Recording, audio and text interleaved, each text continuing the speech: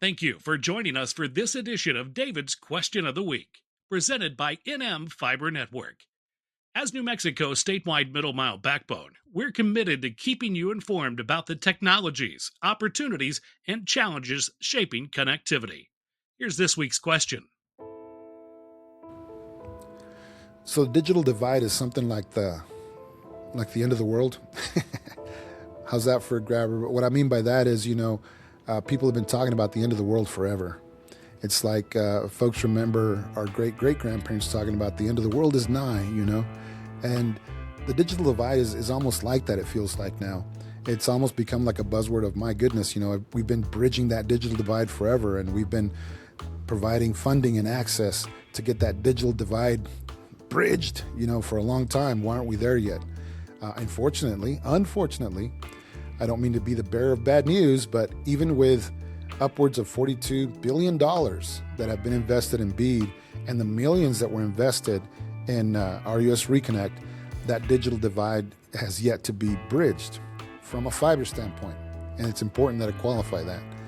From a wireless standpoint, a LEO standpoint, you could call it bridged. You could call it bridged simply because if things worked in an ideal situation like they should, i.e., areas that we can reach efficiently with fiber have fiber, areas that we can reach efficiently with fiber through grants have fiber, and areas that we can reach efficiently using different infrastructure and through cooperative means to get fiber have fiber, then we go to that next level of coverage, your wireless internet. Areas that are beyond that, if they have fixed wireless access, you could call that covered. And then there's the areas beyond even that would actually overlap with the fixed wireless access. Areas that are just don't make economic sense to cover. In this case, look at it this way. Say you've got a vacation home that's right by a large state park. There's not any way for you to be able to give telecommunication wired that direction. At best, you'll have spotty 5G access, wireless access in that case. But if you want something steady, something that stay there, you'd probably look at service from your local wireless internet service provider, or you'd look at a LEO, a low Earth orbit, whether it's provided through somebody like a Starlink, or whether it's provided through somebody like the service that Amazon is providing. Those would bridge that last piece of that digital divide. Now, I wanted to qualify it with that because that's the case. That's the true statement. If you look at that, and if you want to define having bridged the digital divide, that would define it as bridged. The truth is that, like we've talked about in other sessions, the United States has a challenge in front of it. And that's to remain at the forefront of technology and of access worldwide. There's nations out there in the world that have access to speeds much greater than ours, technical opportunity and innovation much greater than ours, due to the proliferation and the implementation of fiber access throughout their nation. It doesn't mean that they don't have areas that are also served by the scenario that I just explained. But that type of access and that level of penetration of fiber into a country requires us to continue to keep beating the drums to get more fiber out there, get more interconnectivity out there, and get more technology out there every X number of years or so. So we could call the job done today, that digital divide is bridged, but a new divide will rise up 5 years from now, for example. And that's simply in terms of the level of access and speed. And you're going to start hearing this term, if you haven't already, latency, or how quickly my packet of requests for information gets to the other side. When those level of requirements keep increasing, the level of technology that's required to be able to do that and to accomplish that will also increase. Now, the challenge you've got when that happens is this. Whereas what the systems that we use to bridge that last piece of that digital divide, whether it's a wireless X system or a wireless Y or wireless, any kind of wireless, the upgrades are wholesale for that in terms of having to upgrade tower systems, having to upgrade access points, having to upgrade mobile stations out there, having to upgrade satellites.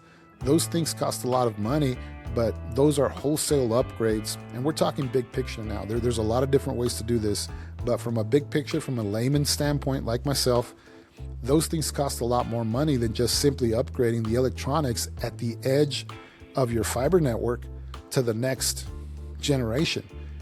And then immediately start providing better service with better latency, that word there, with better speeds, immediately over the exact same investment that you made in fiber all those years ago. You know, the reason why there's so much copper out there still, and by copper I mean just your old telephone system, you know, the copper wires. I don't know if some of you folks are old enough to remember those little chirps and buzzing noises when you were connecting with dial-up.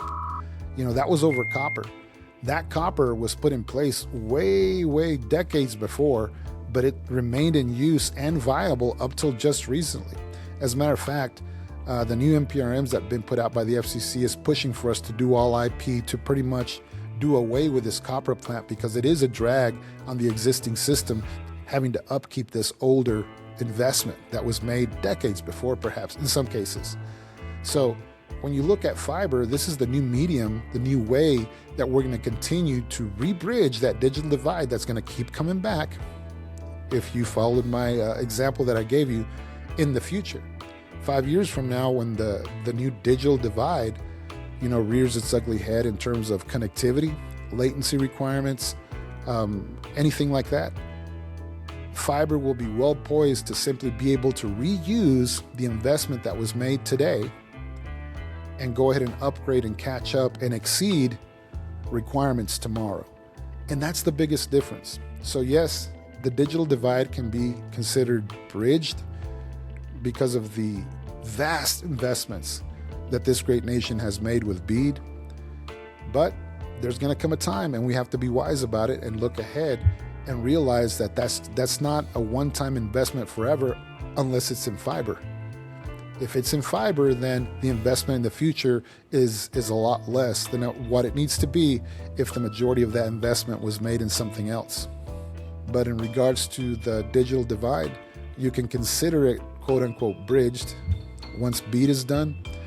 But the truth is that divide will continue to come back and haunt us and require us to again be ready to meet and exceed the evolving needs of technology, whether that's in, we talked about it, whether that's in the medical side of it, whether that's in the banking and security side of it. Again, you can't swing a dead cat without hitting a hacker incident, a security breach incident, or reading about how AI is supercharging, you know, these hackers and allowing them to do all these crazy things. So the requirements are just increasing, and we're able to meet that head on and most efficiently with fiber. Connection fuels opportunity, and at NM Fiber Network, we're building the backbone that makes that possible. Thanks for joining us for David's Question of the Week. Till next time, stay connected, stay curious, and for more information, go now to nmfibernetwork.com.